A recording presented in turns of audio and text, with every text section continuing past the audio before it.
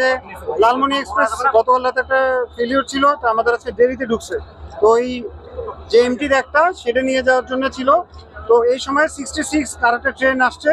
তো এখন এটা আমাদের আসলে তদন্তাধীন ব্যাপার যে আসলে কোন কারণে এটা হয়েছে, এটা তদন্তের আগে বলা যাবে না। যেহেতু ঘটনাটা হয়েছে, আমাদের প্রায়োরিটি হচ্ছে এখন লাইনটা ক্লিয়ার করা।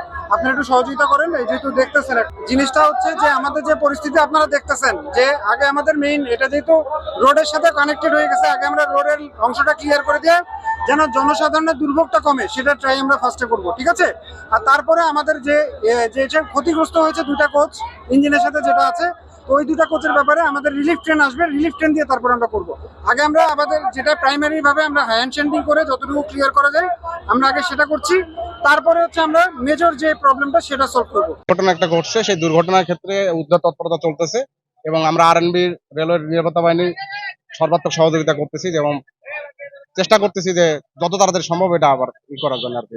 এটা আমরা গাফিলতি আসলে মেকানিক্যাল সাইডে দেখাশোনা করে, এটা আমাদের না, আমরা প্রশাসনিক দেখাশোনা করি। যেটা আইন শৃঙ্খলার ক্ষেত্রে আমরা যথেষ্ট সর্বাত্মক সহযোগিতা করতেছি না। এই ধরনের কোনো দুর্ঘটনা এখনো আমরা ঘটনা শুনছি, মানে এরকম কোনো পাই নাই যে কোনো হতাহতের ঘটনা ঘটে নাই। ইনশাল্লাহ এর উপর আল্লাহ সহায় আছে। সেই ক্ষেত্রে যাই হোক, এটা মেকানিক্যালের ত্রুটি। এটা হলো লালমনি এক্সপ্রেসের একটা এমটি র্যাক, আর আপনার বুড়িমারি থেকে পার্বতীপুরগামী একটা ট্রেন আছে 65 নম্বর ট্রেন, সেই 65 নম্বর ট্রেনটা এটা দুটাই আর কি দুর্ঘটনা কবলিত। কিছু সময় লাগবে, এটা যেহেতু রেল লাইনে ক্ষতিগ্রস্ত হয়েছে, রেল লাইন ক্ষতিগ্রস্ত হওয়ার কারণে একটু সময় লাগবে আর কি। হ্যাঁ, এবং আমার সর্বাত্মক আমার যতটুকু লালমনি শহরের মধ্যে যতটুকু স্টাফ আছে সবগুলোকে এখানে মোটামুটি কাজে লাগাইছে। আমি কাকিনা থেকে আসছিলাম, ওই বুড়িমারি স্টেজে। আমি ট্রেন থেকে কাকিনা আনুমানিক আপনার হচ্ছে গিয়ে 12টার দিকে রওনা দিয়েছি, 12টা আগে না সরি, এটা হবে আপনার 1টার দিকে।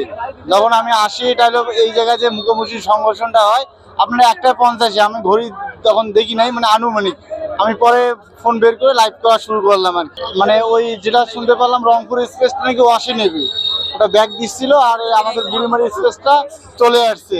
অথবা এটা গেটম্যান বা আপনাদের রেল কর্তৃপক্ষরা এটা নাকি আমি শুনলাম লাইন আপনার ক্লিয়ার না দেওয়া সত্ত্বেও আপনার যে ট্রেন চালক ছিল তিনি নিজের ডিউটিকে বেখেয়ালি করে ইনি চলে আসছে। আসার পরে এই দুর্ঘটনা ঘটে গেল। আমরা প্রথম থেকে ইঞ্জিল বাদে 2 নম্বর বগিতে ছিলাম, তেমন ক্ষয়ক্ষতি হয় না, কিন্তু হতাশা কাজ করছিল। ঢাকি দেওয়ার পরে সবাই জানলা দিয়ে কেউ দরজা দিয়ে ঝাঁপ দিয়ে বেরোচ্ছে, তাতে হালকা ইনজুর্ড হয়েছে।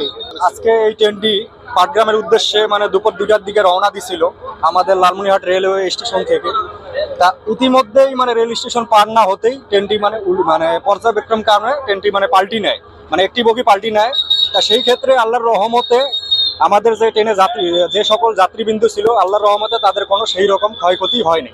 আসলে খুবই একটা দুঃখজনক ঘটনা। আসলে আমি নিজেই খুবই অনুতপ্ত হয়ে যাই। তারপরও আলহামদুলিল্লাহ কোনো সংঘর্ষ হয়নি। যদি সংঘর্ষ হয়েছে, অনেক যাত্রীগণ কিন্তু একটা সংঘর্ষ হওয়ার কথা ছিল, তাদের একটা দুর্ঘটনার মধ্যে পড়ার কথা ছিল। আলহামদুলিল্লাহ আমরা খুবই খুশি হয়েছি। এ পর্যন্ত কোনো ধরনের হতাহত কোনো ঘটনা ঘটে নাই। তো আমরা এই ধরনের বিপদ থাকার জন্য আগে থেকে সাবধান। আর ঘটনা হচ্ছে যে এই ট্রেনটা কিন্তু একটা পাটগ্রাম থেকে লালমনি ঢুকতেছিল এবং এখানে কিন্তু ক্রসিং করছিল আপনাদের ঢাকাগামী ট্রেন। সেটার সাথে কিন্তু একটা মুখোমুখি সংঘর্ষ হয়েছিল, যার ফলে এই দুর্ঘটনাটা ঘটে যায়।